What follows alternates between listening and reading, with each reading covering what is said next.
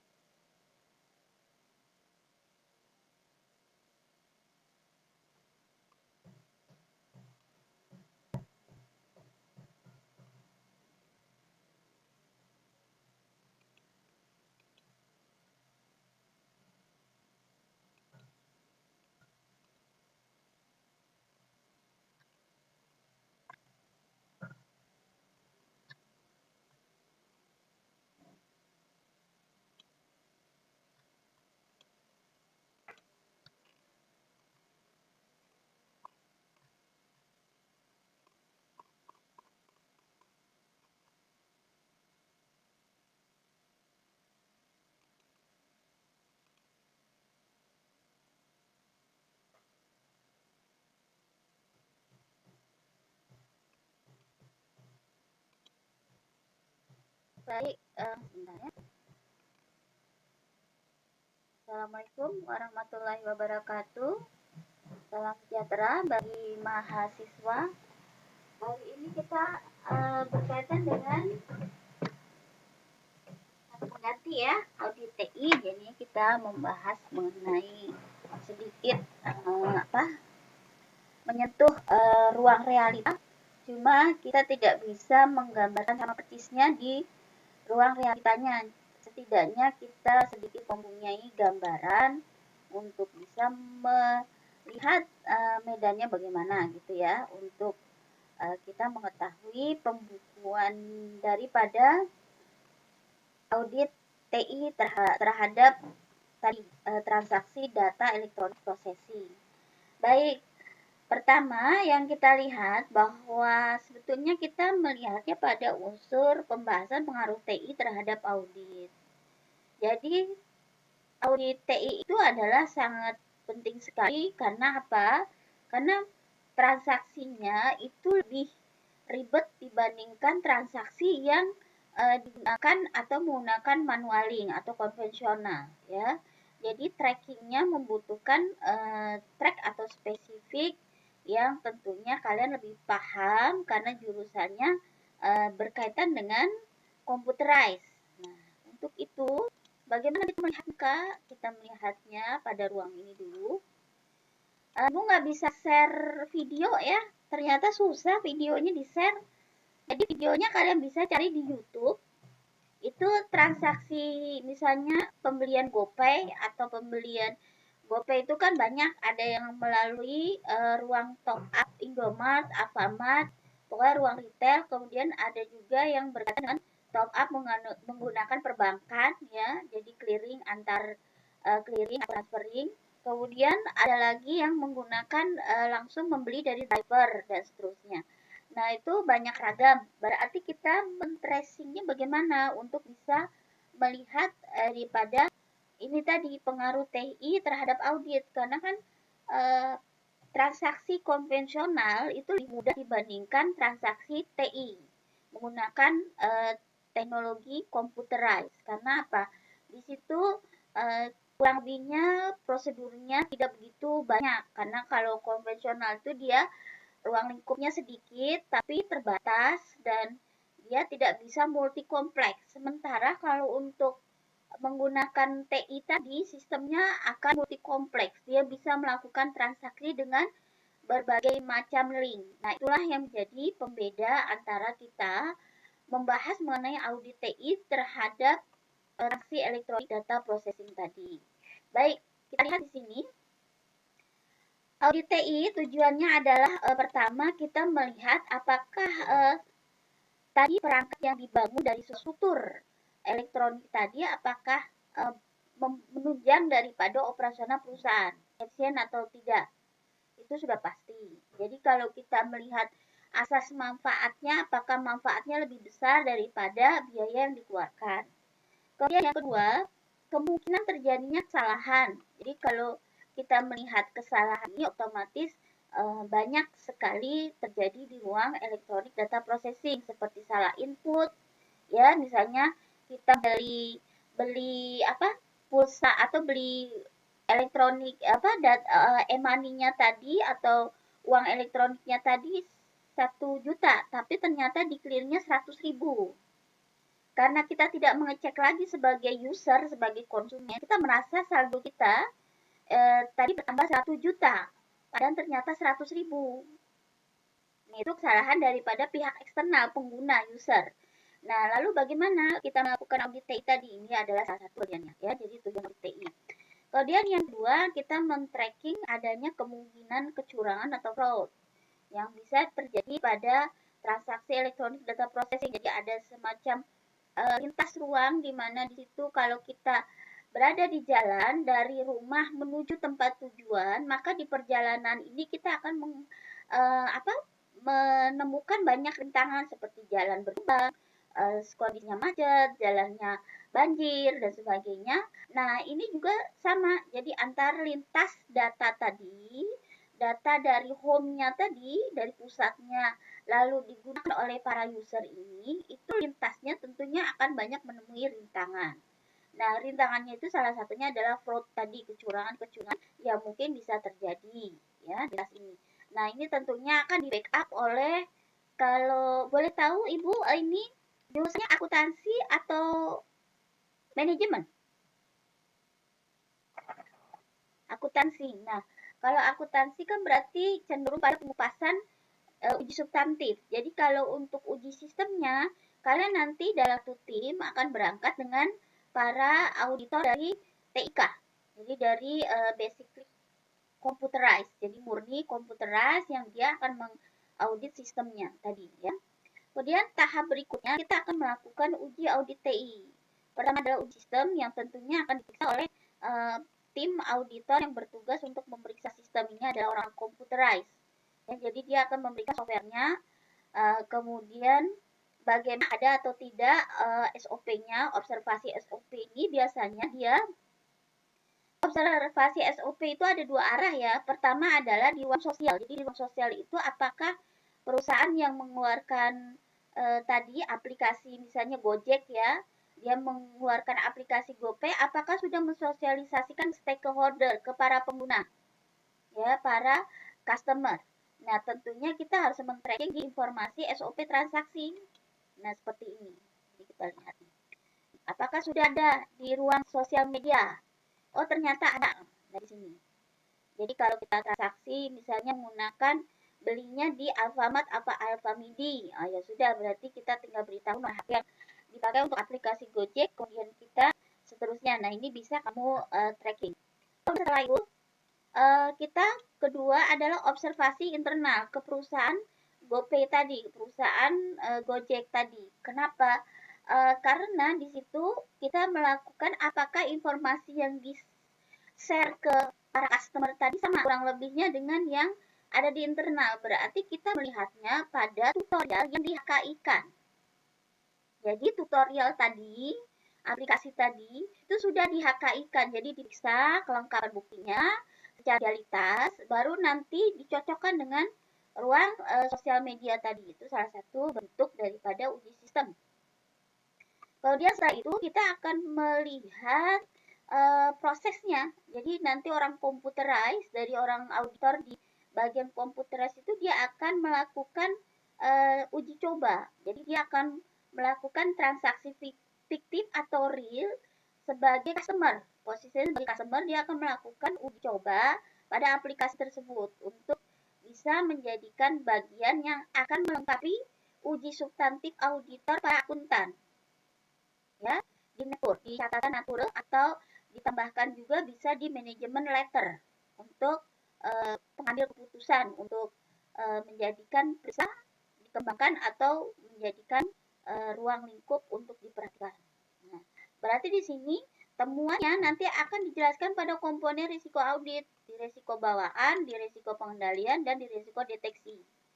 Jadi kalau di risiko bawaan kita lihat pada aplikasinya, setting aplikasinya, dia mempunyai kelemahan di bidang apa. Nah, itu orang auditor TIK yang lebih paham. Risiko pengendalian dua arah, jadi auditor akuntan dan auditor TIK tadi, dia partnership di sini untuk bisa men-tracking apakah dari sistem pengendalian internal tadi bermasalah di human errornya atau di sistemnya atau pendobelan fungsi dan sebagainya, itu jadi tracking. Kemudian risiko deteksi adalah ketika melakukan transaksi tadi apakah ada temuan, berarti kita merekapitulasi keluhan-keluhan yang ada di ruang konsumen. Jadi seberapa banyak konsumen itu mengeluh dengan tadi transaksi e-money tadi, uang elektronik tadi berupa GoPay. Nanti direkapitulasi berapa jumlahnya, itu nanti dianalisa tren dari tahun ke tahun. Kemudian setelah itu dilihat pusat terbanyak keluhannya ada di mana. Misalnya ternyata saldonya hilang. Nah, berarti berapa itu signifikannya? Berarti itu bisa di-track. Kita melihat definisinya. Jadi definisi GoPay tadi fungsinya adalah aplikasi yang dipunyai oleh Gojek untuk membayar GoRide, GoCar, dan GoSend. Jadi kalau semacam intinya adalah uang elektronik ini semacam kayak ACC untuk melakukan transaksi Gorat, Gokar, Gosen. Jadi kalau kita misalnya kalau di sekolahan ya, contohnya di SD gitu ya, kalau zaman dulu Ibu ya, bisa ada perlombaan nih di sekolah, antar sekolah. Lalu kemudian sama wali kelas kita suruh beli voucher. Jadi misalnya untuk menukar makanan. Jadi kita beli voucher nih, misalnya 10.000, satu vouchernya harganya 1.000. Nah, 1.000, jadi kita beli voucher 10.000 atau mau beli voucher 15.000 terserah di wali kelas. Nah, jadi ketika tadi habis lomba antar sekolahan tadi, lapak-lapak yang diselenggarakan oleh sekolahan itu tadi, ketika kita beli makanan di situ kita bukan bayar pakai uang, tapi pakai voucher yang sudah dijual oleh wali kelas. Nah, ini semacam itu ya. Nah, itu baru kita lihat di sini komponennya di sistem elektronik data processing. Apakah metodenya di sini bagaimana pengarsipannya, kemudian bagaimana database-nya. Ini adalah bagian terpenting untuk orang akuntan, bukan orang TIK. Orang TIK semua-muanya di dalam proses elektronik data processing. Tapi kalau kita ruang lingkupnya kita tarik untuk kita batasi, ruang kerjanya ada di ruang metode pengarsipannya tadi, di backup penyimpanan data, kemudian di bagian database tadi, bagian batch processing, kemudian online entry, online processingnya dan sebagainya pada lingkungan batch-nya tadi ya. Jadi loker-lokernya. Jadi kalau kita lihat loker-loker itu ada kumpulan-kumpulan dari transaksi tadi. Nah, baru kita melihat di sini. Nanti akan terjewantahkan pada uji substantif. Kita lihat ini gambaran umum yang tidak bisa Ibu artinya ini adalah sebuah penggambaran yang kurang lebihnya ya. Jadi kalau untuk kamu memastikan ini sama persis yang ada di Gojek, tidak. Jadi Ibu hanya menggambarkan penggambaran secara umum yang tidak kita tidak kita sampaikan bahwa ini adalah sama persis dengan transaksi yang ada di Gojek, di perusahaan Gojek. Karena kalau ini di share di secara umum itu tidak boleh ya. Di uji auditnya itu hanya di pihak internal. Kalau kita misalnya orang auditor mau presentasikan ke perusahaan atau stakeholder, pihak pemangku, pemegang saham dan sebagainya, baru nanti bisa dijelaskan. Ini adalah penggambaran estimasinya. Jadi transaksi yang kemungkinan bisa menjadikan observasi umum yang kemungkinan ada di ruang lingkup general. Jadi bukan di ruang lingkup spesifikasi perusahaannya ya. Jadi jangan miscommunication di sini. Baik, kita lihat uji substantif. Jadi GoPay tadi adalah yang memproduksi adalah perusahaan GoPay atau partnership dengan Gojek tadi. Nah, berarti di sini dia mencetak voucher-voucher. Nah, vouchernya tadi dijual. Ketika dijual berarti kas masuk ya. Kas masuknya bisa melalui transaksi top up ATM, top up lewat driver, top up lewat Indomart dan sebagainya. Nah, ini nanti masuk loker-loker di database stok persediaan e-money GoPay tadi. Jadi ketika di vouchernya tadi diciptakan berarti masuk ke kartu gudang, kartu masuk voucher yaitu stok masuk. Ketika terjadinya belian berarti terjadi kas masuk pada ruang top up ATM, top up driver dan top up Indomart tadi. Baru di situ stok keluar yang terjadi. Jadi tadi uang elektronik atau uang yang ada di ATM atau uang yang ada di Indomart tadi ditarik lalu dirubah ke voucher tadi. Vouchernya stoknya keluar lalu stok keluarnya muncul di saldo akun GoPay customer. Nah, setelah itu baru kita lihat di situ. Saldo GoPay customer tadi otomatis masuk karena hanya tadi pembelian di top up lalu akan keluar ketika terjadi transaksi customernya tadi. Customer transaksi misalnya transaksi GoSend atau GoRed atau GoFood atau Gojek. Nah, dari sini nanti saldonya dia akan berkurang. Nah, itu berarti kita melihatnya pada unsur observasi uji substantif tadi. Mana yang mau kita tracking dulu. Misalnya kita mau trackingnya di uji kas masuk. Uji kas masuk kita tracking adalah penjualan e-money tadi kan melalui ruang lapak-lapak top up di ATM, top up lewat driver, top up Indomart dan sebagainya. Nah, berarti kita lihat di sini ya, dilihat pada bagian proses sistem informasi akuntansinya. Misalnya Gojek ini menggunakan aplikasi Jahir. Berarti kan di sini transaksi uang masuk tadi kalau di ATM berarti dia masuk ke rekening bank. Ya. Begitu rekening bank berarti kan kita melakukan rekonsel. Nah, rekonselnya itu akan sudah dimasukkan ke aplikasi akuntansi. Nah, kalau sudah seperti itu berarti kita tinggal cross-check di bagian itu sistem di akhirnya tadi, kita print out dan sebagainya. Biasanya orang auditor boleh masuk ke ruang aplikasi untuk melakukan print out dan sebagainya tadi, men-tracking ya daripada data perusahaan. Kemudian lalu di pihak perusahaan dia akan meng-convert juga ke MS Office, biasanya di versi yang lebih maju, yaitu di versi 635 kalau nggak salah ya MS Office-nya tadi. Jadi lebih memudahkan tampilannya dan sebagainya. Itu biasanya mereka nanti akan memberikan kepada auditor, lalu nanti auditor akan melakukan uji substantif melalui coding, konfirmasi piutang pada lapak, inspeksi, stock of name, dan rekonsel. Ya, jadi kita melakukan rekonsel kalau kita misalnya tadi penjualan e-money tadi melalui perbankan, jadi uang masuk dari bank. Nah, itu berarti kita bisa konfirmasi di sini. Nah, kemudian inspeksi wajib ya, karena inspeksi ini biasanya transaksi e-money-nya bisa dilakukan misalnya melalui driver. Nah, driver kan berarti personil individual. Jadi kalau kita bicara tentang institusi sama individual lebih ribet lagi kalau kita mengawasi individual. Kalau institusi ibaratnya sebuah himpunan ya Kak, himpunan dengan bukan himpunan. Berarti kita lebih condong lebih mudah mengawasi himpunan daripada personil individual. Berarti driver ini kita perlu inspeksi. Inspeksinya tentunya ada di ruang TK tadi ya, itu lebih mudah. Kemudian stock of name juga, kemudian nanti akan dilihat uji substantifnya tadi, uji akur, uji transaksi dan sebagainya. Apakah ditemukan risiko bawaan, risiko pengendalian dan risiko deteksi. Ya. Nah, itu nanti akan dilihat.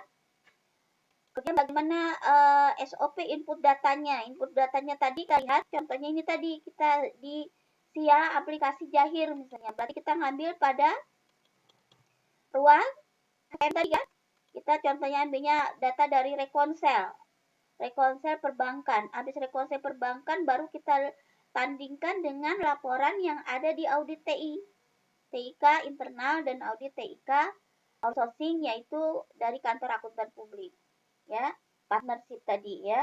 Itu berarti kita combine, kita matrikulasi pada data, nanti kita akan jabarkan di SOP data, processing, kemudian pelaporan atau output data tadi. Nanti akan menjadikan catatan natural di transaksi tadi.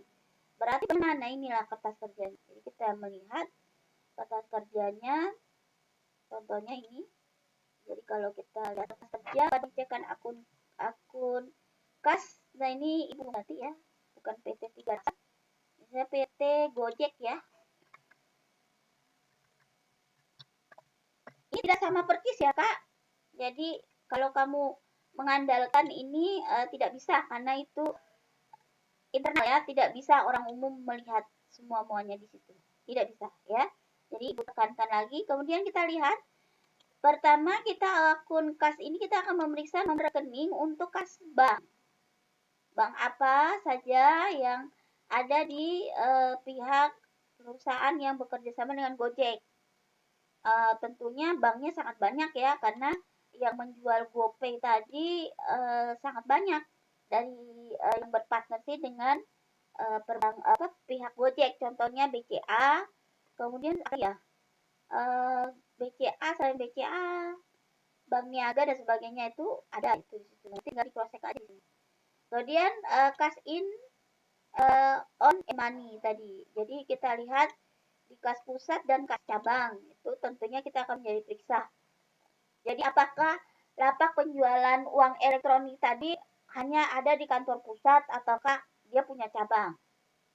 Nah, berarti di sini kita harus melihat stoknya di kas ini tadi saldonya ya. Jadi di kas masuk pada saat kreat tadi, vouchernya tadi, kemudian kas keluarnya adalah pada saat customer membeli uang elektronik tadi, lalu saldonya sisanya berapa. Nah ini nanti semuanya akan diperiksa. Kemudian cash on in hand atau di brankas. Jadi masing-masing pusat cabang itu dia akan punyai petty cash, kas kecil. Jadi kas kecilnya itu untuk operasional sehari-hari di kantor.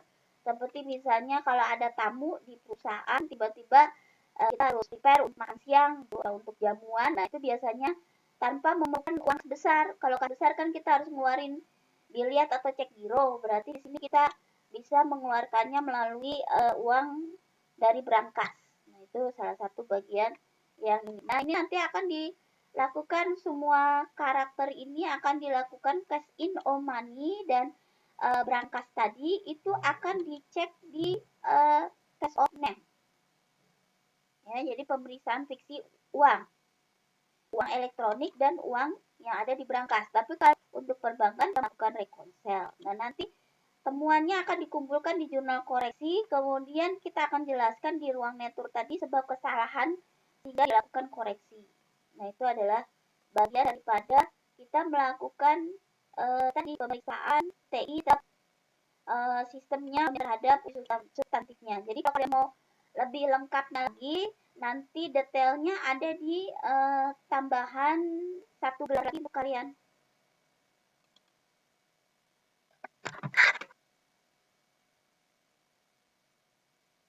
Putus ya?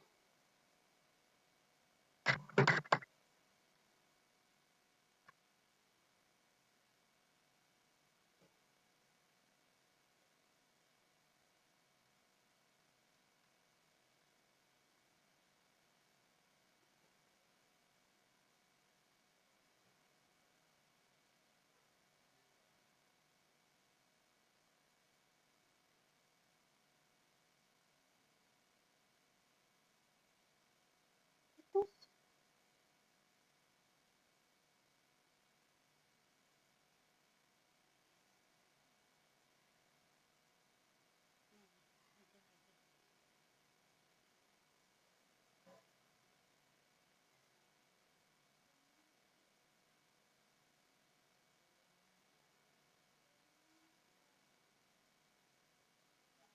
Ya, assalamualaikum.